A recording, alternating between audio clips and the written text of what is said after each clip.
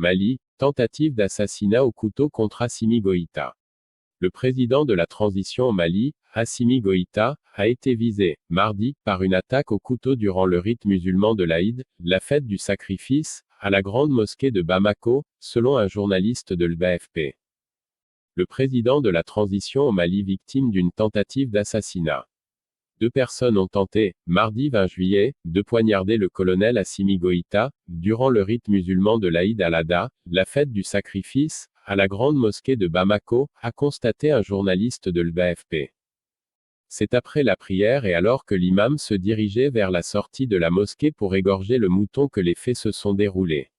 Le président Goïta a ensuite été emmené et ne semblait pas avoir été touché, selon le constat de l'AFP. Interrogé par l'AFP sur la qualification de l'acte comme une tentative d'assassinat, du président, ses services ont répondu « Oui, tout à fait. Nous sommes en train de mener l'enquête. Au moins une personne a tenté de l'attaquer avec un couteau à la grande mosquée de Bamako ce jour, a ajouté la même source, affirmant que « le président est sain et sauf ». Présent sur les lieux, le ministre des Affaires religieuses, Mamadou Koné, a expliqué à l'AFP qu'un homme a tenté tout de suite dans la grande mosquée de Bamako de tuer le président de la transition avec un couteau. Mais, il a été bien maîtrisé avant de commettre son forfait, a-t-il ajouté. C'est après la prière et le sermon de l'imam, au moment où l'imam devrait aller immoler son mouton, que le jeune a tenté de poignarder Assimi Goïta, de dos, mais c'est une autre personne qui a été blessée, a confirmé à l'AFP Latus Touré, régisseur de la grande mosquée.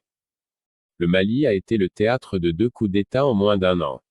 Les 2, en août puis en mai, ont été opérés par les mêmes colonels de l'armée, menés par le colonel Assimi Goïta, qui s'est depuis investi président de la transition.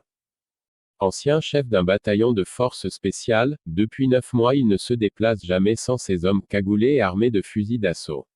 Le colonel Goïta et le nouveau gouvernement, nommé par la junte, ont assuré qu'ils tiendraient l'engagement de rendre les commandes aux civils après des élections prévues le 27 février 2022.